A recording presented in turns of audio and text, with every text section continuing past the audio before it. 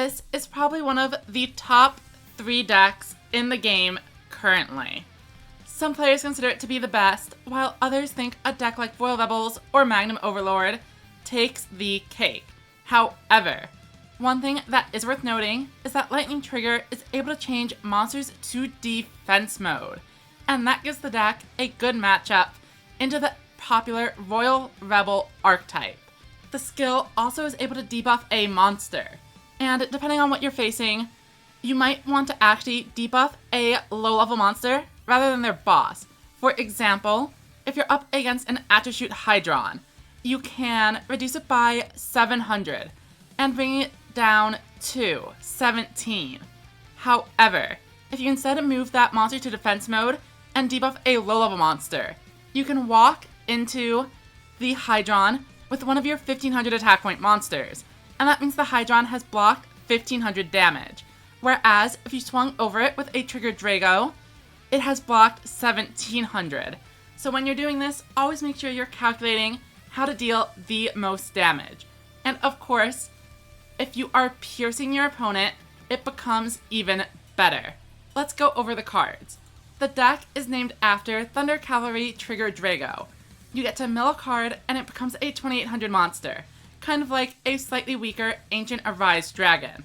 However, in exchange, if your opponent has no cards in hand, this card gains piercing until the end of the turn. This actually comes up less than you would think. Your opponent is going to know you are playing Thunders, and they can often choose to keep a card in hand. Or, even if they don't want to play around the deck, they will do it accidentally. For example, maybe they just open 4 low-level monsters and a spell and trap. They are just going to have a card in hand sometimes, and the effect doesn't come up. However, whenever it does trigger, you are almost guaranteed to be swinging in for huge damage. This is because many of the best decks, or at least the most popular decks, are running monsters with 0 defense. Cyberse monsters are all really low. Royal Rebels, very low. Any maximum piece outside of maximum mode is going to have 0 defense, so it's even good into decks like Harpies. Next up, we have the secondary boss monster, Stormbolt Destroyer. This one is like a reverse Seahorse Carrier. After you tribute summon it, you are able to bring back one of your low-level monsters. Keep in mind that you are not able to do this turn 1 going first. Much like Trigger Drago, it has a requirement about your opponent's hand, and this time they need to have 2 or fewer. Summoning out another monster is actually pretty good even in the mirror, as it means you are able to keep 1 more card in your hand. In a lot of situations though, you will find yourself able to activate the effect but choosing not to, because then you get to draw 1 more card on your next turn, and dig towards your legends. Following this up is our first non-lightning monster, Rising Light Angel Essel. This is a card I thought wasn't going to see a ton of play when I reviewed the box initially. However, there are a few decks where this card is incredibly important, and Thunder is one of them. So, this monster is able to just mill 2 cards at any point in the game, and it's pretty good early. You need to find your vanilla monsters for Stormbolt Destroyer, and there's another card we will talk about later, Censored Duckbill, that requires you to have a high-level monster in the graveyard. So Essel helps you find those monsters and set up your other cards. But then, if it is turn 2, you are also able to special summon any monster from either player's graveyard. And that means you have a chance to high roll into a Trigger Drago, or even just grab a low-level fodder monster that you mill or that the opponent tributed off. This card, if you own it, should be run at 3 copies. And another card you should be running at 3 is Light Sorcerer of Sanctity. Unfortunately, I only own one, as I am indeed a free-to-play player. This card is able to debuff your opponent's monsters, and it's important for clearing the opponent's maximums. Lightning Trigger is able to debuff a maximum monster by 1000, and Trigger Drago is able to raise itself up to 2800. However, Drago with 4000 attack is still going to be 300 away from being cleared.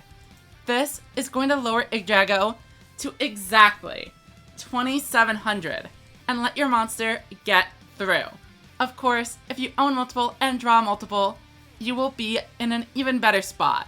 And against non-maximum monsters, debuffs are still good, just to push for a little bit of extra damage. And now we have arguably the most important non-engine card in the deck, Piercing Samurai.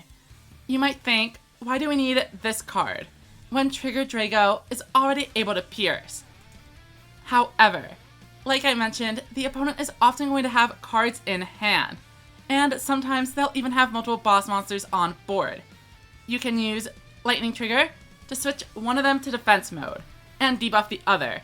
Have your boss monster clear the debuffed monster, and have Piercing Samurai get in for some damage. However, even more importantly, this card is going to stop your opponent from setting 3 and passing repeatedly. If they set 3 and end, they are going to have 2 cards in hand, which means Trigger Drago cannot pierce.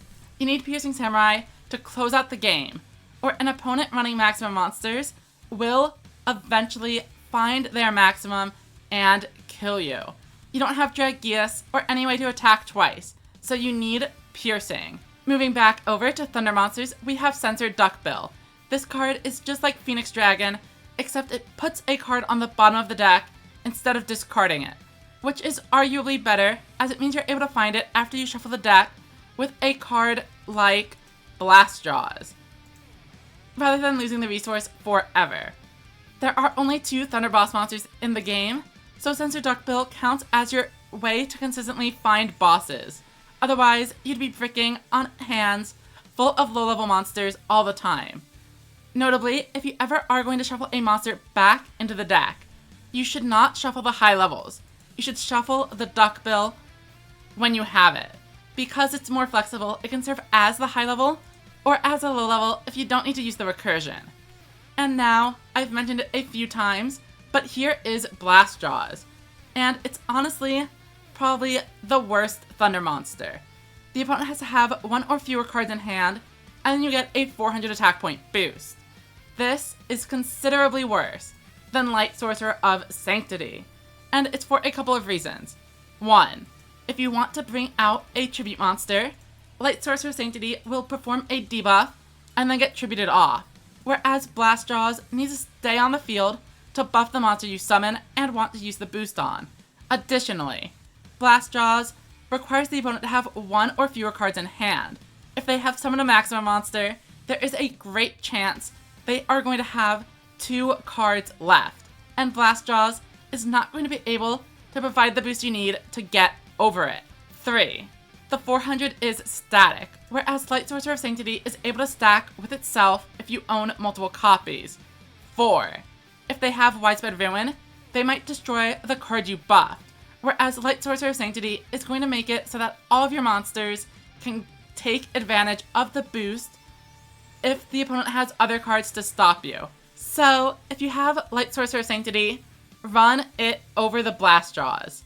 There is another Thunder debuffing monster, Thunder the Thunder, but discarding a card is a pretty hefty cost, so I'd rather take the inconsistency of Blast Jaws over the high cost of using Thunder the Thunder. Moving on, we have Vorse Raider as our legend, as it is one of the only level 4 monsters we are able to use. Then we have 6 vanilla monsters to give targets for Stormbolt Destroyer. Shield and Sword is by far the best legend spell in the format, and you should almost always be using it. There's even an argument that some maximum summon decks should run it over Monster Reincarnation. Shield and Sword is a game ender. Royal levels, 0 defense. Cyber decks, 0 defense. Harpy pieces, outside of maximum mode, 0 defense.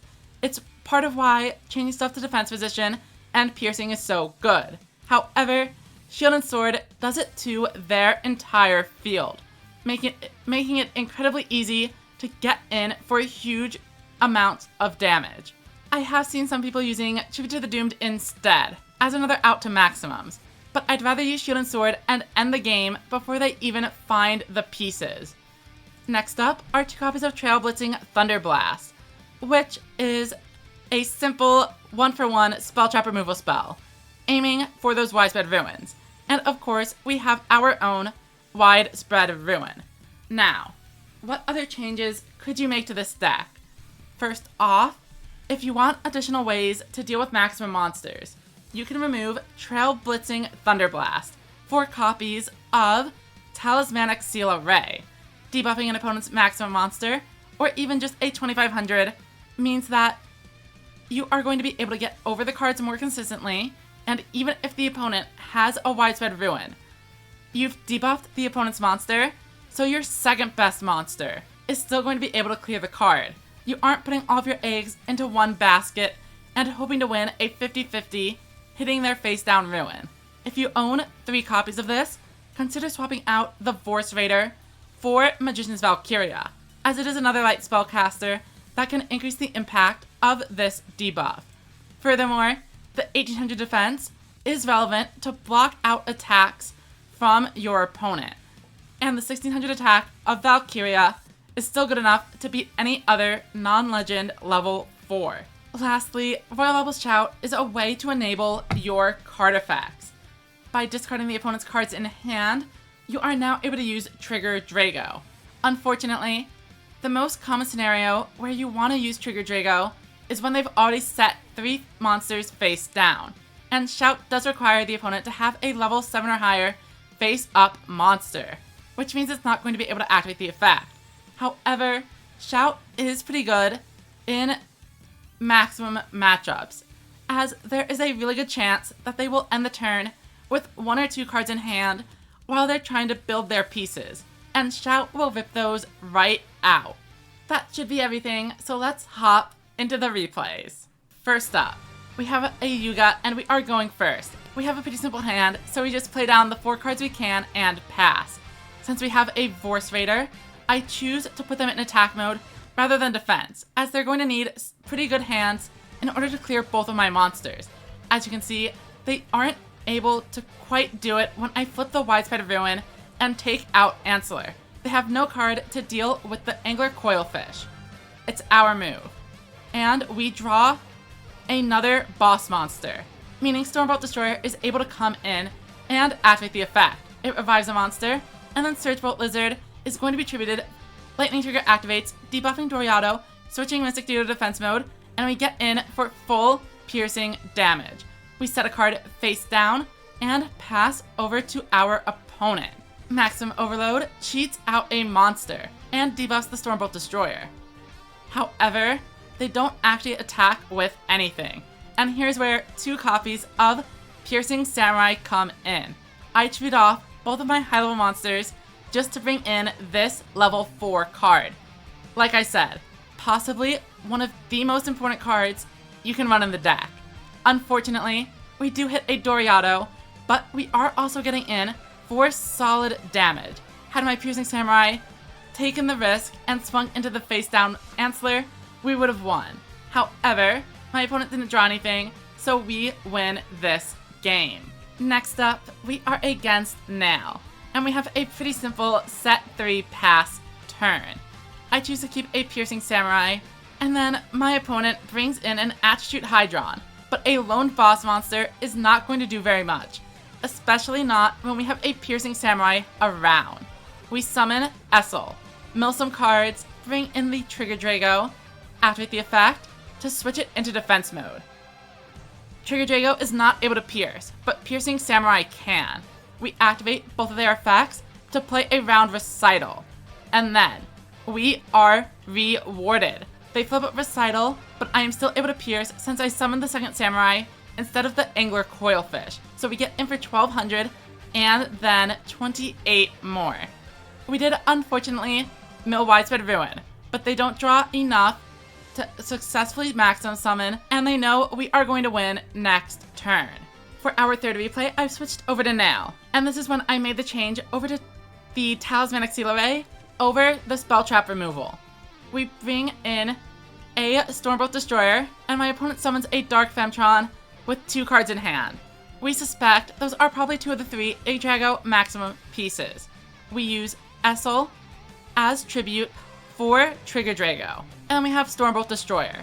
We fill out our field and then reduce Dark Femtron. Trigger Drago triggers, and we swing in with Surge Bolt Lizard first to play around Recital. They activate a Quantum Hole, but we are getting in for an incredible amount of damage. They need to find Drago this turn, otherwise the game is probably ending. As you can see from all three of these replays, our deck is incredibly aggressive. We do see they did draw Drago, and that is going to be able to clear both of my boss monsters. It destroys one with its effect, and then can attack over the other. So we have lost Stormbolt Destroyer. And then, it is our turn. We need to find a maximum out. And we find Blast Jaws plus Trigger Drago. One of the ways we are able to do it. Stormbolt Destroyer comes in. We tribute off for Trigger Drago. And then a Lightning Trigger is going to bring that Drago down to 3,000. Blast Jaws raises our Trigger Drago up to 3,200, and the opponent concedes, as they know we are getting in for game. That's going to wrap up this video. Thank you to everyone who watched, and special shout out to my Twitch subscribers and YouTube members, Ironiclass and Rafflesia. If you've made it to the end of the video, you'll probably be interested in some of these other ones on screen. Thank you for watching.